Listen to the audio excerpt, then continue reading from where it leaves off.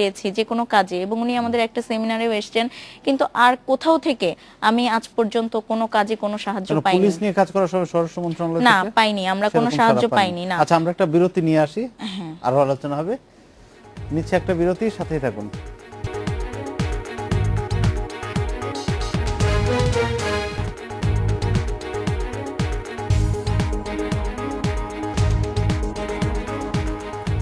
বিরতির পর ফিরে এলাম আজকের বাংলাদেশে। হিমু পরিবহন পাঠক বাড়ানোর জন্য পাঠাগার স্থাপনের কাজ করে, যেটা আমরা জেনেছি, উৎসাহ দেয় পাঠকদেরকে। এছাড়া শীতার্তদের শীত বস্ত্র দেয়া, বন্যার্তদের সহায়তা করে, এগুলো কাজও আপনারা করে থাকেন। আর কি করবেন, আপনাদের পরিকল্পনা কি? সামনে একটা পরিকল্পনা আছে সারা বাংলাদেশে, যেহেতু স্যার ক্যান্সারে মারা গেছেন, আমরা মানুষ ক্যান্সার যেন না হয়, ক্যান্সার সচেতনতার জন্য আমরা সারা বাংলাদেশে 64 জেলায় আমরা ঘুরবো। প্রায় 50 জনের একটা বিশাল টিম নিয়ে আমরা ঘুরবো। আমরা সবাই স্বেচ্ছায়, মানে আমরা সবাই ইয়ে করেই ঘুরবো, ক্যান্সার সচেতনতা করতে চাই। আর স্যার একটা স্কুল আছে, ওই স্কুলে কয়েকটা বাচ্চার দায়িত্ব হিমু পরিবহন নিতে চাই। শহীদ স্মৃতি বিদ্যাপীঠে কয়েকটা স্টুডেন্টের মধ্যে শিশুর দায়িত্ব নেবেন। আর এর বাইরে যে পাঠাগার, আপনাদের কয়টা পাঠাগার? আমরা কয়েকটা পাঠাগার করছি, রংপুরে, নীলফামারীতে কয়েকটা ছোট পাঠাগার হয়েছে, এখন ওইভাবে বড় করতে পারি নাই, যেহেতু আমরা সবাই ছাত্র। আমরা ঢাকাতে একটা বিশাল বড় পাঠাগার করতে চাই, মানে সব রকমের বই থাকবে, অনেক বড় রকমের একটা পাঠাগার আমরা করতে চাই, মানে ঢাকাতে সেন্ট্রালি। ওটার কাজ শুরু করেছেন? ওটার কাজ আমরা শুরু করেছি। আচ্ছা, আপনাদের কনসার্ট ফর কম্বল অনুষ্ঠানটা তো হলো, এর বাইরে আপনারা আর কি করেন? মানে আচ্ছা, মূলত হচ্ছে কি প্রজেক্ট কম্বলটা একটা নেটওয়ার্ক। আরেকটা প্রশ্ন করে রাখি, সেটা হচ্ছে কি, এই যে হিমু পরিবহন, তারাও তো শীত বস্ত্র দেয়, তো এরকম সংগঠনগুলোকে মূলত, যেটা আপনার শুরুর কথাই বুঝতে পারলাম, আপনারা নানা রকম ইনভলভ করেন বা নানা রকম ফ্যাসিলিটেশন দেন, তো এদের সঙ্গে কি আপনাদের কোনো যোগাযোগ হয়েছিল? জি না, ওনাদের সাথে হয়নি। যেমন আরেকটা জিনিসটা কি, আমাদের কনসেপ্টটা কিন্তু মূলত আমরা এই জন্যই করেছি যে হচ্ছে মানুষজন যেন আমাদের সম্পর্কে যেন জানতে পারে, ঠিক আছে? যেমন আমাদের দেশে ছোট বড় অনেক ভাবে কিন্তু হচ্ছে কি আমরা কিন্তু শীতবস্ত্র কিন্তু আমরা দিয়ে থাকি, বিচ্ছিন্নভাবে অনেক কাজ আমরা অনেক দিয়ে থাকি, ঠিক আছে? এবং আমরা সবাই হচ্ছিল কি একসাথে যে কাজ করব, এই মেন্টালিটি আমাদের আসলে অনেকটা নেই এখন। তো এই কারণে মূলত হচ্ছে আমরা সবাইকে আসলে জানান দিয়েছি যে মানে কনসেপ্টটা করার মাধ্যমে যেরকম একটা প্ল্যাটফর্ম আছে, কেউ যদি এই উদ্দেশ্য কতটা সফল হয়েছে, আপনি কি মনে করেন? এই উদ্দেশ্য কতটা সফল হয়েছে, আচ্ছা, আসলে সফলতার চাবিকাঠি ডিপেন্ড করে হচ্ছে প্রত্যেকটা মানুষের উপরে, ঠিক আছে? না, যে উদ্দেশ্যে আপনারা কনসার্টটা করেছেন, সেটাই বলছি আমি, তথ্যটা দেওয়ার জন্য, সেই তথ্যটা সেটা হচ্ছিল এখন পর্যন্ত রেসপন্স অনেক ভালো, মাশাআল্লাহ। এবং হচ্ছে আপনার মানুষজন জেনেছে, মানুষজন আগ্রহ করে জানতে যাচ্ছে, তারা চাচ্ছে হচ্ছে আমাদের লিংকের মাধ্যমে ডিস্ট্রিবিউট করার জন্য, ঠিক আছে? এবং ইনশাআল্লাহ সামনের দিকে এটা আরো বাড়বে। আর এছাড়া হচ্ছিল কি আমাদের যে প্ল্যানের ব্যাপারে যেটা আপনি কোশ্চেন করেছেন, সেটা একটু বলি। সেটা হচ্ছে আমাদের এখন 32টা জেলাতে হচ্ছে আমাদের নেটওয়ার্ক আছে। ইনশাআল্লাহ ফিউচারে হচ্ছে আমরা 64 জেলাতে হচ্ছে আমরা নেটওয়ার্ক করব। এই নেটওয়ার্কটা শুধুমাত্র যে প্রজেক্ট কম্বল, মানে কম্বলের জন্য যে হবে তা না, যে কোনো ডিজাস্টারে হচ্ছে আমরা রেসপন্স করতে পারবো আমাদের নেটওয়ার্কের মাধ্যমে। যেমন লাস্ট ইয়ার হচ্ছে আমরা বন্যা যখন হয়েছে, তখন হচ্ছে আপনার যদিও মিডিয়াতে ততটা ফোকাস হয়নি, কিন্তু বিভিন্ন জায়গায় কিন্তু অবস্থা খুবই খারাপ ছিল। তো তখন হচ্ছিল আমাদের নেটওয়ার্কের মাধ্যমে কিন্তু অনেক কিন্তু বন্যার্থদের কিন্তু হেল্প করেছে। এছাড়া হচ্ছে আপনার যখন 5ই জানুয়ারি গত বছর, যখন আপনার হিন্দু পরিবারগুলোর উপর যখন আক্রমণ হলো, তখন কিন্তু আমরা আমাদের নেটওয়ার্কের মাধ্যমে কিন্তু হিন্দু পরিবারদেরকে আমরা কিন্তু হচ্ছে রিলিফ কিন্তু দিয়েছি। যেমন তখন একটা ঘটনা বলি, তখনের আপনার গত বছর যখন হিন্দু পরিবারগুলোর উপর যখন আক্রমণ হলো, সবাই কিন্তু আপনার শীত বস্ত্র অথবা আপনার কম্বল এগুলো নিয়ে যাচ্ছিল। তো আমরা টার্গেট করেছিলাম দিনাজপুর আমরা দিব। তো দিনাজপুর আমরা যখন দিব, আমাদের ওখানকার যে লোকাল হিন্দু যারা ছিল, তারা আমাদেরকে প্রত্যেকদিন রিপোর্ট পাঠাচ্ছিল, এবং তারা আমাদের প্রথমে 2 দিনের মধ্যে রিপোর্ট পাঠিয়ে যে 151টা ফ্যামিলি তাদের এই সমস্যাগুলো হয়েছে, তারা এত ক্ষতি তাদের হয়েছে। তো আমাদের 13 তারিখে আমাদের ডিস্ট্রিবিউশন করার কথা, ওখানে কম্বল দিব আমরা, আমাদের এটা মাথায় প্ল্যান আছে। তো 12 তারিখ পর্যন্ত তারা আমাদের যেটা জানালো, প্রায় 11টা অর্গানাইজেশন ওদেরকে হচ্ছে হয় কম্বল দিয়েছে অথবা শীতবস্ত্র দিয়েছে, কিন্তু ওদের ওখানে তখন হচ্ছে খাওয়া নেই, ওদের কোনো কাজ নেই, ওদের আর অনেক সমস্যা। আমরা একদম লাস্ট মোমেন্টে আমরা চেঞ্জ করলাম যে না, আমরা হচ্ছে কম্বল দিব না, আমরা শুধুমাত্র খাবার দেবো। প্রজেক্ট কম্বল হওয়ার সত্ত্বেও আমরা 13 তারিখে হচ্ছে আমরা ওখানে 5 কেজি চাল এবং ডাল দিয়েছি। সো আমাদের নেটওয়ার্ক প্রত্যেক পরিবারকে, যে আমরা 151টা পরিবারকে। সো এই নেটওয়ার্কটা হচ্ছে আমাদের এই জন্য খুব স্ট্রং একটা পয়েন্ট, যেটার জন্য আমরা যে কোনো সময় হচ্ছে ইনফরমেশন কালেক্ট করা থেকে শুরু করি। আপনারা নেটওয়ার্কিংটার উপরেই জোর দিচ্ছেন, যারা করতে চায় আপনাদের মাধ্যমে তথ্যগুলো পেয়ে যাবে বা কোথায় কোনটা দরকার সেটা। আর এছাড়া হচ্ছে একটা জিনিসটা কি, প্রজেক্ট কম্বল আসলে আমরা এটা বিশ্বাস করি, আমরা 2টা অর্গানাইজেশন, যেমন নুহিন খান, ও হচ্ছে গর্ব বাংলাদেশ ফাউন্ডেশন, তার এখন অসুস্থ, তার জন্ডিস হয়েছে।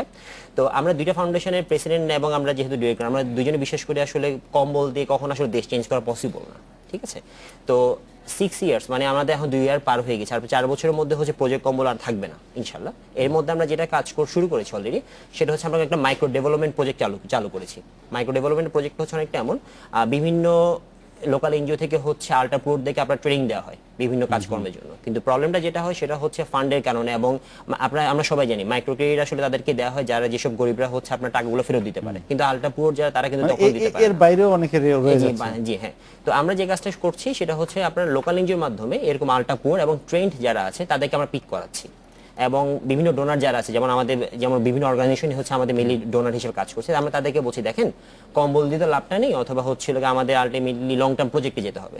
সো আমরা একটা কাজ করি সেটা হচ্ছে যে কোনো পরিবার দায়িত্ব আপনারা নিয়ে ফেলেন। তো এরকম করে হচ্ছে আমরা বর্তমানে এখন 4টা জেলাতে প্রায় হচ্ছে 12টা ফ্যামিলি পিক করেছি, এবং এগুলো আমাদের একটা পাইলট প্রজেক্ট ছিল লাস্ট ইয়ার, এবং এই বছর থেকে আমরা ইনফ্যাক্ট পরিবারের কিভাবে সহায়তা দিচ্ছেন আপনারা? যেমন হচ্ছে আপনার কুষ্টিয়াতে যারা ছিল, যেসব ফ্যামিলিগুলো ছিল, কুষ্টিয়া ফ্যামিলিদের হচ্ছিল কি তাদেরকে লোকাল এনজিও থেকে ট্রেনিং দেওয়া হয়েছিল গরু ছাগল পালনের, ঠিক আছে? তো আমরা ওদেরকে গরু ছাগল কিনে দিব, ফলো আপ করবে হচ্ছে লোকাল এনজিও যে ওরা ঠিকমতো কাজ করছে নাকি। উদ্দেশ্যটা হচ্ছে তাদেরকে স্বাবলম্বী করাটা, ঠিক মানে তাদের জন্য আর কম্বল চাইতে না হয়, নিজেরাই নিজের কম্বল কিনে নিতে পারে। জি ধন্যবাদ। আপনাদের পরিবর্তন চাই, আপনাদের কার্যক্রমে কলেজ বিশ্ববিদ্যালয় পুরো অনেক ছাত্র এবং তরুণদেরকে ইনভলভ করেছেন। এই যে এই যোগাযোগটা কিভাবে হলো তাদের সঙ্গে, বা কিভাবে মেইনটেইন করেন আপনারা এটা? রাইট, আমাদের সবচেয়ে স্ট্রংগেস্ট হাতিয়ার হচ্ছে ফেসবুক, সোশ্যাল মিডিয়া। আমরা সোশ্যাল মিডিয়াকে খুব অ্যাক্টিভলি ইউজ করি। হ্যাঁ, আমরা প্রথম যে ইভেন্টটা করি আসলে সেটা হচ্ছে আমরা প্রথম ইভেন্টটা করি 21শে ফেব্রুয়ারিতে শহীদ মিনার এলাকায়। হ্যাঁ, এবং সেইখানটায় আমরা একটা ফেসবুক স্ট্যাটাসের মাধ্যমেই আমরা প্রায় 100 জন ভলান্টিয়ার পেয়ে যাই। তো সেটা আসলে আমাদেরকে একটা ভালো একটা বুস্ট আপ দেয়। হ্যাঁ, আমরা ফিল করি যে না, আমরা যদি এই মিডিয়াটাকে ভালোভাবে ইউজ করতে পারি তাহলে we won't need anything else. তারপরে আমরা 14ই এপ্রিল মানে পহেলা বৈশাখকে টার্গেট করে আমরা আবার একটা ক্যাম্পেইন করি। এবার আমরা একটা প্রপার একটা ইভেন্ট করি, ফেসবুকে যে ক্যাম্পেইনগুলো হয় ইভেন্ট, এবং সেখানটায় আমরা মানে 400-র বেশি ভলান্টিয়ার আমরা পেয়ে যাই। তার মানে আপনি কি মনে করেন, একটা সম্পূরক প্রশ্ন করে রাখি, এই যে আমাদের তরুণ যারা বিশ্ববিদ্যালয়ে কলেজে বা স্কুলে পড়ছে যারা, তারা কি এরকম একটা প্ল্যাটফর্ম বা এরকম একটা কাজের সঙ্গে যুক্ত হওয়ার আগ্রহ সবসময় থাকে, কিন্তু প্ল্যাটফর্মটা পায় না, বা কোথায় যোগাযোগ করতে হবে সেটার একটা মানে অভাব থাকে? আমার কাছে এক্স্যাক্টলি আপনি একদম টু দ্য পয়েন্ট বলেছেন। আমার কাছে এই জিনিসটা মনে হয় যে আমাদের তরুণরা আসলে পরিবর্তন চায়। তারা ফিল করে যে তাদের আসলে দেশের বিভিন্ন সেক্টরে মানে প্রভূত পরিবর্তন দরকার, কিন্তু তাদের ওই ফিল্ডটা তারা হয়তো খুঁজে পায় না, প্ল্যাটফর্মটা পাচ্ছে না, যেখানটা গিয়ে তারা আসলে তাদের গ্রিভেন্সটা প্রকাশ করতে পারবে, তারা তাদের মনোবাঞ্ছার কথাটা বলতে পারবে। তো আমরা যখন এই জিনিসটা আমরা ফিল করলাম যে পরিবর্তন চাই, একটা এরকম একটা সংগঠন হতে পারে, হ্যাঁ, যেটা আসলে এই গ্রিভেন্সগুলো প্রকাশের একটা জায়গা হবে, এবং মানুষজন তার যে চেঞ্জগুলো চায় সেগুলো আনার জন্য সে অ্যাক্টিভলি কাজ করতে পারবে। আমরা বেশ কয়েকটা ইভেন্ট নিয়ে বেশ কয়েকটা সেক্টরে কিন্তু আমরা এর মধ্যে কাজ করেছি। তাহলে আপনাদেরও সেরকম কোনো মানে কি বলবো একটা ইনফ্রাস্ট্রাকচার বা অফিস সেরকম সেই অর্থে কি আছে? আমরা মানে নাকি শুধু ফেসবুক বা ভার্চুয়াল ইয়াতে আপনারা? আচ্ছা, আমি তাহলে আরেকটু শুরুর কথা বলতে হয়। সেটা হচ্ছে যে আমাদের সংগঠনটা শুরু হওয়ার পেছনে আসলে 2013 সালের যে আপনার জ্বালাও পোড়াও ঘটনাগুলো ঘটছিল, হ্যাঁ, তখন আমরা ফিল করছিলাম যে আমরা যারা সংগঠনের প্রথম দিক থেকেই আছি তারা মূলত দেখা যায় যে বেশিরভাগই হচ্ছে আমরা আইটি উদ্যোক্তা, এবং আমাদের নেটওয়ার্কের মাধ্যমে আমরা কথা বলতাম যে what's going on, what should we be doing. হ্যাঁ, এই আলাপ আলোচনার মাঝখানে আমরা ফিল করি যে না, আমাদের সংগঠিত হওয়া দরকার।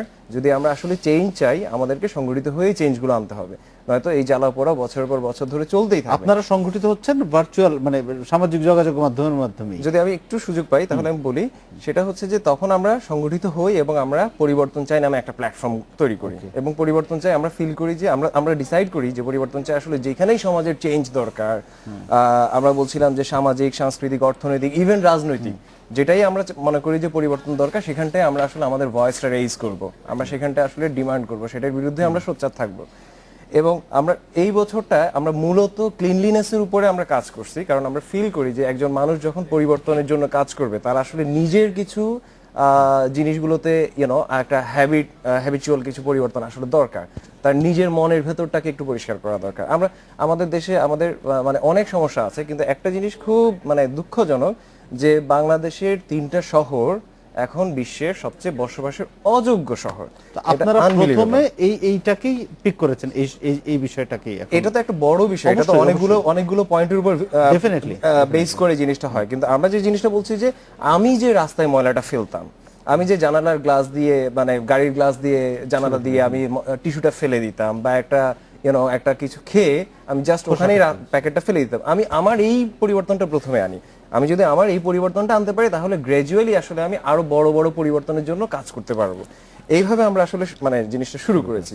তো এই বছরটা আমরা মূলত পরিবর্তন মানে পরিচ্ছন্নতার উপরে সবচেয়ে বেশি গুরুত্ব দিয়েছি। 6টা ইভেন্ট করেছি আসলে আমরা এই 31শে ডিসেম্বরের আগেই।